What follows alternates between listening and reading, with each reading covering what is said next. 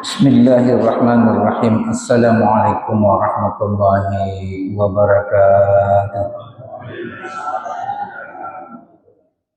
Alhamdulillahirabbil alamin wassalatu wassalamu ala asyrafil anbiya'i wal mursalin sayyidina Muhammadin wa ala alihi wa sahbihi ajma'in. Amma ba'd. Subhanaka la ilma lana illa ma 'allamtana innaka antal alimul hakim. Rabbi shrah li sadri wa yassir li amri wahlul 'uqdatam min lisani yafqahu qawli. Allahumma zidni 'ilman warzuqna fahma. Puji syukur kehadirat Allah Subhanahu wa taala pada malam ini kita masih diberi nikmat yang sangat besar oleh Allah Subhanahu wa taala berupa umur panjang, kesehatan sehingga kita bisa hadir bersama-sama melaksanakan salat maghrib secara berjamaah, dan insya Allah kita akan lanjutkan kajian atau pengajian kita pada kesempatan ini yang sebelumnya kita membahas tentang hati. Ya, di sini kemarin beliau menyampaikan idza syi'ta an ta'rifa nafsaka fa'lam annaka min syai'an. Kalau kamu ingin betul-betul mengenal dirimu, berma'rifat terhadap dirimu, maka ketahuilah bahwa sesungguhnya kamu itu min syai'ani, bersumber dari dua hal. Yang pertama beliau mengatakan al-awwalu hadzal qalbu, yang pertama adalah hati. Kemudian wasani yusamman nafsa war ruh, itu jiwa dan roh. Sekarang kita sudah sampai pada pasal i'lam anna nafsa markabul qalbi. Ketahuilah bahwa sesungguhnya an-nafsa, ya diri kita ini, markabul qalbi, adalah kendaraan hati. Jadi ketahuilah sesungguhnya bahwa jasad kita ini yang terlihat, ya, ini ternyata merupakan kendaraan hati. Jadi kita mau dulu pertegas, kita semua punya hati, ya. Jadi kita semua ini sekarang punya hati, ya, yang membawa kita ke sini, ya, itu rahmat Allah melalui hati. Jadi kemudian beliau menegaskan bahwa diri kita ini adalah kendaraan. Jadi ini yang terlihat mulai dari mata, telinga, tangan, kaki, tubuh kita, ini adalah kendaraan hati. Tapi bagus kalau saya menggunakan kata kalbu. Ya, karena kalbu ini ya selalu diartikan dalam bahasa Indonesia hati. Walaupun sesungguhnya kata hati tidak mewakili secara sempurna tentang makna yang dimaksud oleh kalbu. Ya. Jadi diri kita ini adalah kendaraan kalbu. Ya. Walil kalbi asakir, dan bagi kalbu ini, ya, asakir itu memiliki banyak prajurit, ya, banyak tentara, banyak pasukan, banyak prajuritnya ini hati. Kama qala subhanahu wa ta'ala wa ma ya'lamu junuda rabbik illa huwa. Tidak ada yang mengetahui prajurit-prajurit hati itu kecuali Allah. Ya, di dalam hati itu banyak, ya. Biasa kita sedih, biasa kita marah, biasa kita iba, dan seterusnya. Itu banyak sekali di dalam. Semuanya kumpul. Ya. Hanya Allah lah yang tahu betapa banyak tentara hati itu, ada potensi-potensi yang terdapat di dalam hati. Ya. Jadi sering berganti-ganti ini. Ya. Jadi itulah tentaranya tadi yang dimaksud, bahwa hati ini, tubuh ini adalah kendaraan, ya, kendaraan, dan yang dimaksud kendaraan tadi itu adalah prajuritnya. Ya. Jadi tangan, ya, mata, telinga adalah prajurit hati. Wal qalbu makhlukun li amalil akhirah. Dan kalbu ini diciptakan untuk amal akhirah. Talaban li sa'adatihi, menuntut kebahagiaannya. Jadi sesungguhnya fungsi utama hati ini, ya, kalbu kita ini adalah talaban li sa'adatihi, yaitu menuntut kebahagiaan dunia dan akhirat. Jadi kalau ada orang setiap kali ingin melakukan sesuatu, dia masuk ke dalam hatinya dan bertanya kepada hatinya, maka dia itu adalah sementara mencari kebahagiaan. Karena dia amalin akhirah, karena hati ini khusus untuk mencari amal akhirat. Artinya bahwa ketika menggunakan hati, maka selalu menjadi kebaikan, ya, selalu menjadi kebaikan, ya. Jadi hati ini menjadi sumber kebaikan dan fungsi utamanya adalah untuk mencari amal akhirat demi kebahagiaan dunia dan akhirat. Oke, sampai di sini sudah beberapa hal yang berkenaan dengan hati. Yang pertama, hati kita atau kalbu kita ini adalah satu potensi yang dimiliki oleh manusia yang di dalamnya banyak hal, banyak potensi yang lain. Dan tugas utamanya adalah untuk mencari amal akhirat demi kebahagiaan. Ya. Jadi insya Allah yang banyak menggunakan hati, maka insya Allah akan mendapatkan kebahagiaan dunia dan akhirat. Wa sa'adatuhu ma'rifatu rabbih azza wa jalla. Kebahagiaannya kalbu itu adalah ma'rifatu rabbih azza wa jalla, yaitu mengenal Tuhannya, ya. Baik Imam Al-Ghazali maupun Abdul Qadir Jailani dalam kitabnya sama-sama mengatakan bahwa sebenarnya tugas pokok hati itu, kalbu itu adalah ma'rifatu Rabbi, yaitu mengenal Tuhannya, berma'rifah kepada Tuhannya. Ya. Jadi setiap ada orang selalu masuk ke dalam hatinya, maka selalu kebaikan yang muncul dalam rangka mengenal Tuhannya. Ya. Jadi ternyata kalau hati itu kita fungsikan selalu berorientasi pada Tuhan, ya. Selalu berorientasi pada pengenalan kepada Tuhan, ya. Karena wasa'adatu ma'rifatu Rabbi, kebahagiaan tertinggi bagi hati ini adalah ma'rifat kepada Tuhannya. Wa ma'rifatu Rabbih ta'ala tahsulu lahu min sun'illahi, ma'rifat kepada Allah itu bisa tercapai, berhasil min sun'illahi, karena itu adalah perbuatan atau pertolongan Allah. Jadi ma'rifah kepada Allah itu sesungguhnya itu adalah sumbernya dari Allah juga. Ya, bukan kita, tetapi sesungguhnya itu juga adalah sumbernya dari Allah. Allah lah yang membuat seseorang itu mengenal Allah. Ya. Ya, kalau ya dalam ilmu tasawuf itu yang kajian lebih dalam mengatakan bahwa ya kita ini manusia sebenarnya tidak mampu mengenal Tuhan, ya.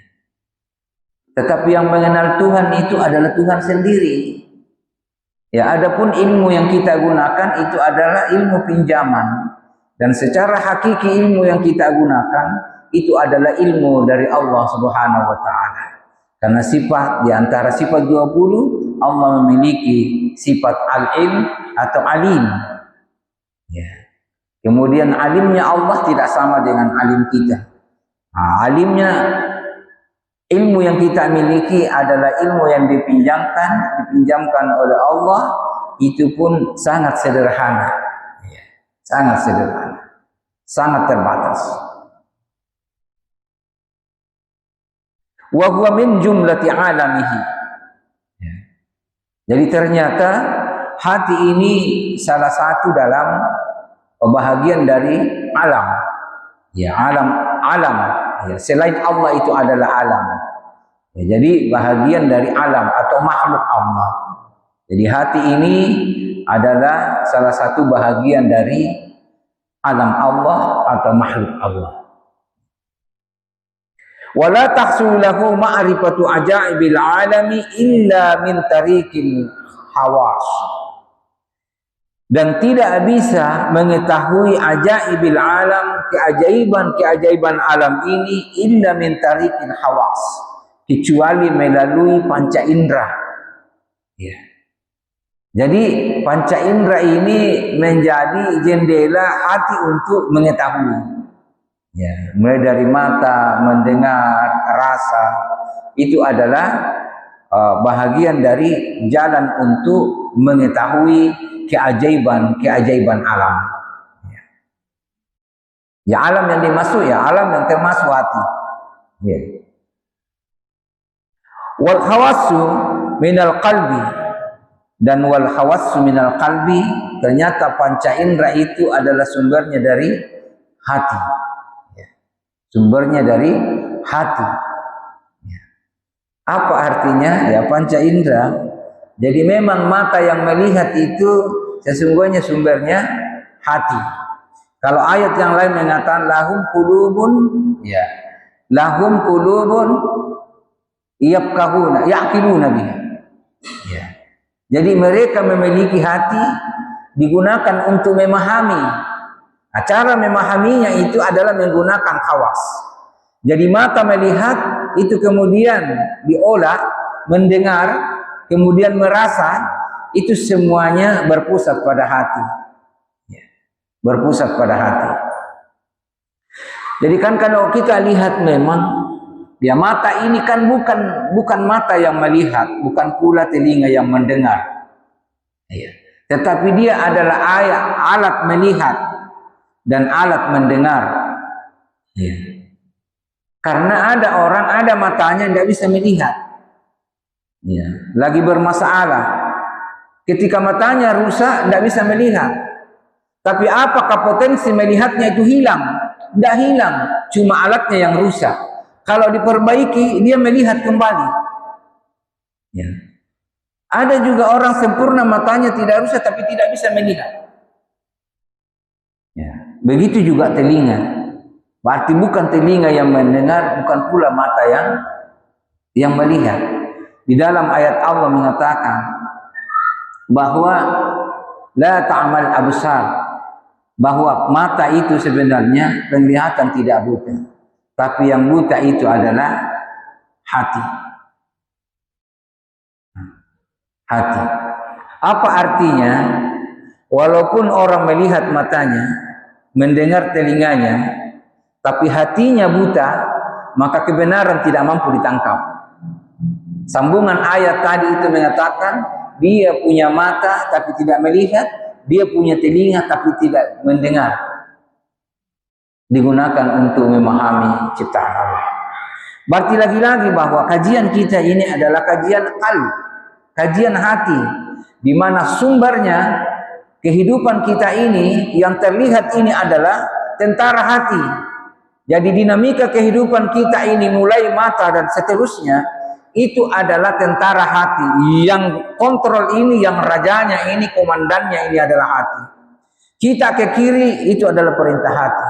Kita ke kanan juga demikian. Jadi semuanya adalah terpusat pada hati.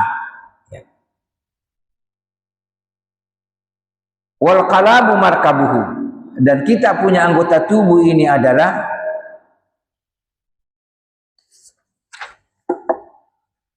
kendaraannya.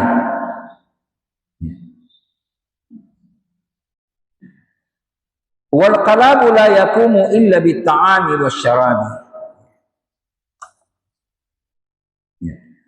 Summa ma'rifatu sayyidihi wa ma'rifatu syabakatihi.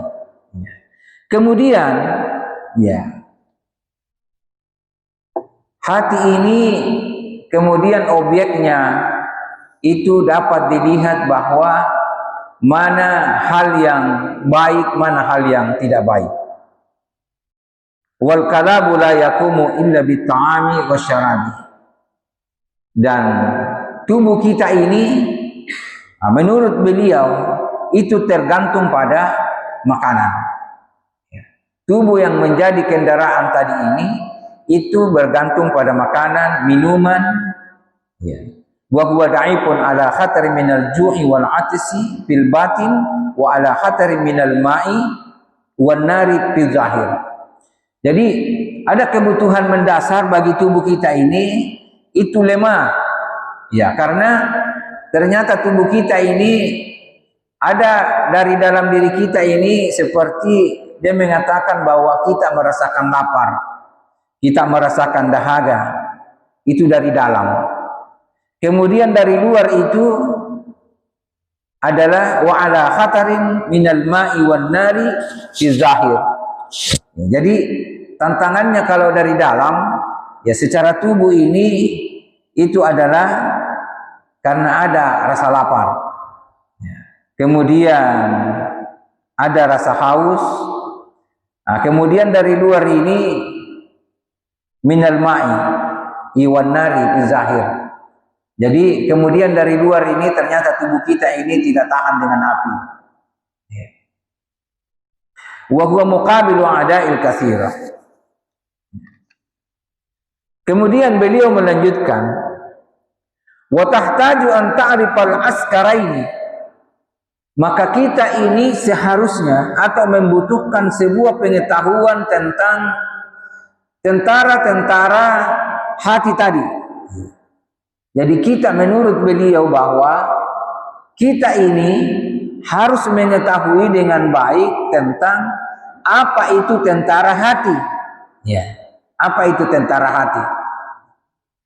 Wa dzalika annal askara zahira huwa asyahwatu wal ghadab.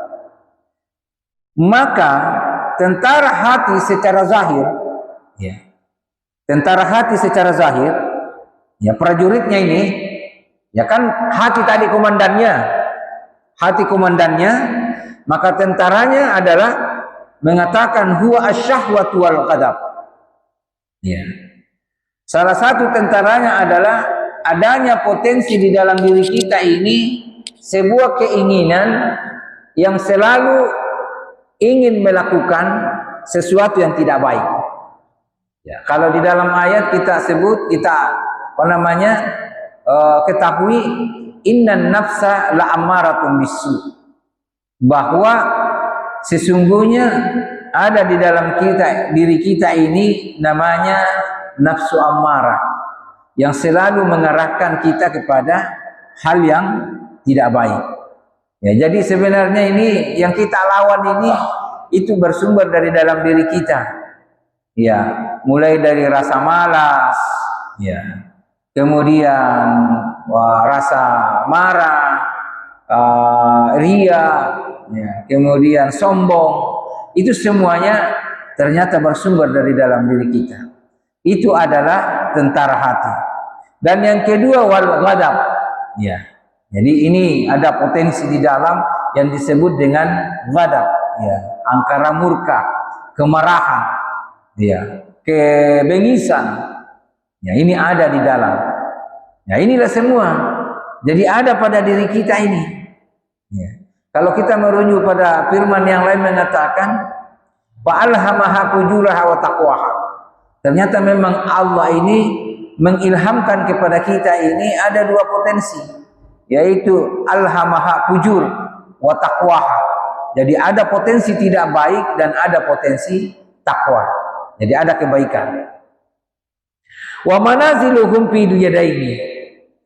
Di mana syahwat ini terwujud, terimplementasi syahwat dan kemarahan ini, di mana tempatnya? Ya. Pada anggota tubuh ini sebagai prajurit, maka dia menggunakan salah satu kendaraan tubuh ini, yang prajurit hati tadi ini kendaraannya adalah tubuh kita, itu fil yadaini war rijlaini, ada pada tangan dan ada pada kaki, wal ainani wal udhunaini, ada pada mata dan ada pada telinga, wa jami'il a'da, dan semua anggota tubuh. Jadi kita runut lagi kembali bahwa di dalam diri kita ini ada hati. Hati ini memiliki prajurit, ya. Memiliki potensi. Artinya di dalam hati ini banyak potensi, ya. Dan potensi ini termasuk tadi sahwah, sebuah keinginan-keinginan yang sangat rendah. Kemudian ada gadab, ya, kebengisan, kemarahan, dan seterusnya. Di mana terwujud kendaraannya? Jadi ada hati, ada potensi atau prajuritnya punya kendaraan, di mana prajurit kendaraannya ini menggunakan anggota tubuh kita, yaitu syahwat ini ada pada tangan, ada pada kaki, ada pada mata, ada pada telinga, dan ada pada seluruh anggota tubuh. Nah, jadi itu yang digunakan. Wa ammal askarul batin famanaziluhu fid dimagi wa huwa quwwal khiyal. Di mana potensi batin atau prajurit batin pada hati itu adalah famanaziluhu fil dimag, ada pada otak, ada pada otak. Wa huwa quwwal khiyal, yaitu diantaranya itu kemampuan untuk berkhayal, wa tafakkuri, dan kemampuan untuk berpikir, wal hifdi, dan menghafal, wa tazakkuri, wal wahmi, mengingat dan waham, ya, berangan-angan. Jadi semua ada di dalam situ. Ternyata itu semua ada semua di dalam tadi. Itulah kenapa pada ayat pertama bahwa hanya Allah lah yang mengetahui potensi di dalam hati. Begitu banyaknya tadi potensi ini. Mulai dari berkhayal, kemudian berpikir, menghafal, mengingat, berangan-angan, itu semuanya ada di dalam hati kita. Ya. Walikulli quwwatin min hadhil quwa amalun khasun. Masing-masing tadi potensi yang ada pada hati ini memiliki tugas masing-masing. Fa indahu fawahidun minhum da'ufa halu bani adam fid darain. Maka ketika tadi potensi di dalam hati itu menjadi lemah, maka itu berpengaruh pada kualitas seseorang. Jadi ketika kemampuan dari potensi hati tadi itu lemah, maka itu berpengaruh pada kemampuan kita, ya, atau kualitas manusia itu.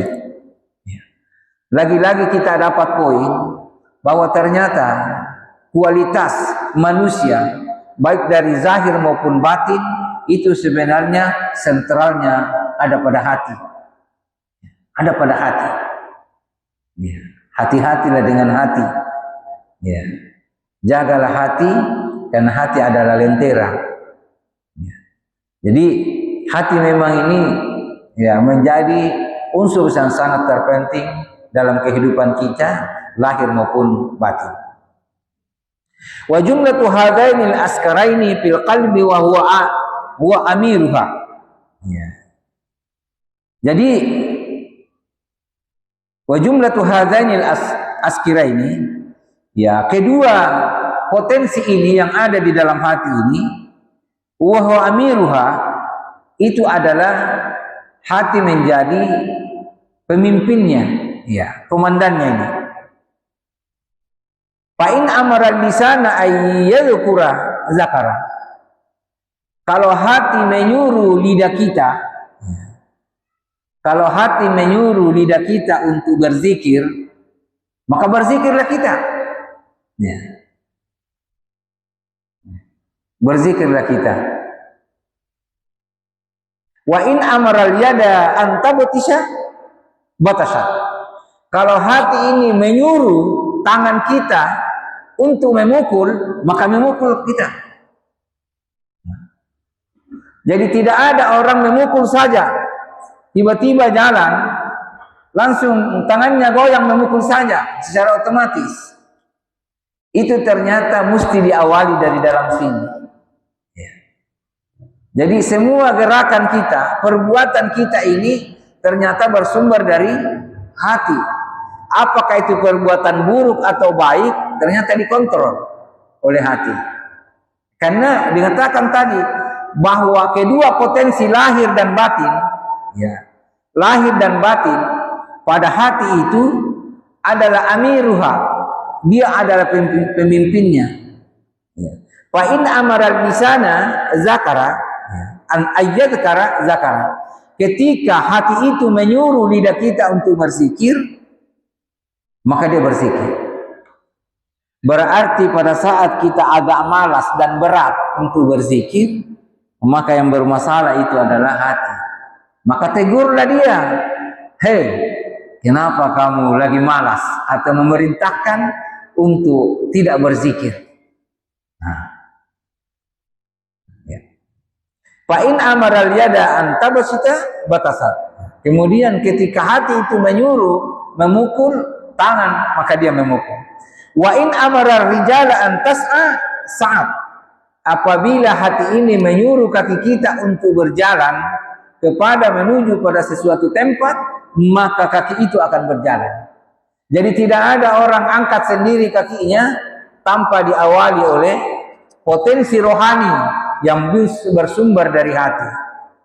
Nah, tugas kita sebenarnya dalam kajian ini adalah sementara kita mengenal hati kita yang mananya lagi berfungsi, tentara apa lagi yang berfungsi, kendaraan mana lagi yang digunakan, apakah kendaraan mata, kendaraan telinga, kendaraan tangan, kendaraan kaki, dan kendaraan anggota tubuh lainnya yang sementara diperintah oleh hati untuk digunakan. Itu sebenarnya menjadi esensi kajian kita untuk mengenal esensi dari kehidupan manusia secara batin. Ya. Kalau beliau mengatakan bahwa hakikatuka al-batin, bahwa kehidupan hakiki kita manusia ini adalah batin, bukan zahir. Itulah kenapa kajiannya ke batin. Karena itulah yang menjadi unsur batin ini menjadi hakikat kehidupan kita, dan itulah hakikat kehidupan kita yang akan kembali kepada Allah Subhanahu wa taala. Karena secara zahir ya kita sudah lihat bagaimana orang meninggal dibawa ke kuburan, dimasukkan ke liang lahat, setelah itu hancur, digali tubuhnya, dagingnya, tulangnya sudah tidak ada. Terus apakah tadi ini hilang dan begitu saja tanpa ada kehidupan? Itu tetap ada. Ya, tetap ada. Wa kadzalikal khawassul khamsu hatta yahfadha nafsahu kama yaddakhiru zada lidari. Ya, demikian juga al khawassul khamsu. Demikian juga potensi yang ada panca indera yang 5. Nah, demikian juga hatta yahfadha nafsahu, sampai dia menjaga dirinya, ya, sampai dia menjaga dirinya, ya dakhiru zada lidari, untuk memasukkan bekal ke lidaril akhirah, ya, dar akhirat, ya, ke akhirat nanti. Wa yuhassilu sayda wa tatimmu tijaratu wa yajma'u bazra sa'adah. Wa haula'i ta'i'una lil qalbi kama anna al malaika ta'i'una lir rabbi subhanahu wa ta'ala la yukhalifuna amrah. Nah, menarik pernyataan ini. Wa haula'i ta'i'una lil qalbi. Semua tadi potensi dalam hati atau ini tubuh kita itu adalah ta'i'una lil qalbi. Dia taat kepada hati. Jadi kita ini anggota tubuh ini yang menjadi kendaraannya, tidak satupun mampu menolak perintah hati. Ya. Tidak satupun anggota tubuh kita ini yang mampu menolak perintah hati. Karena dia mengatakan ta'i'una lil qalbi.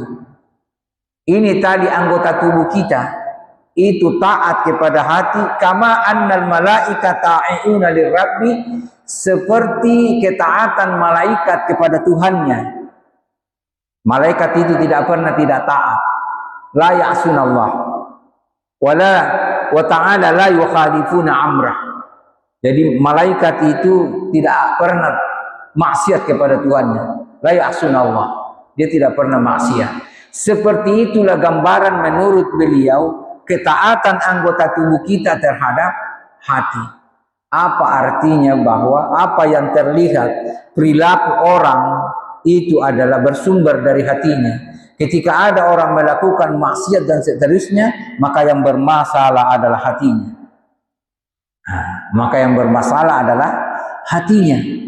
Karena itu tadi, bahwa anggota tubuh orang mencuri, orang berzina, berpikir mengambil hak orang lain, dan seterusnya, itu semuanya perintah dari hati. Karena yang dilakukan oleh anggota tubuh, mata, telinga, tangan, kaki, dan anggota tubuh lainnya ternyata bersumber dari hati. Karena ketaatan anggota tubuh sama dengan ketaatan malaikat terhadap Tuhan. Ya jemaah yang dimuliakan oleh Allah Subhanahu wa taala. Ini sudah masuk pada pasal yang lain. Jadi saya kira mungkin ya pembahasan kita untuk pertemuan ini ya saya kira cukup. Amin. A'udzubillahi minasyaitonir rajim. Bismillah. Alhamdulillah, hamdan yuwafi ni'amaka wa mazidah. Ya Rabbana lakal hamdu kama yanbaghi li jalali wajhika al-karim wa 'azimi sultanik. Allahumma salli ala sayyidina Muhammad wa ala sayyidina Muhammad. Allahumma ya muqallibal qulub tsabbit qulubana ala dinika wa ta'atika ya Allah. Allahumma nawwir qulubana bi nuri hidayatika. Allahumma inna nas'aluka husnal khatimah. Rabbana atina fid dunya hasanah wa fil akhirati hasanah wa qina adzabannar. Sallallahu ala sayyidina Muhammadin nabiyil ummi wa ala alihi wasallam. Al-Fatihah. Alhamdulillah.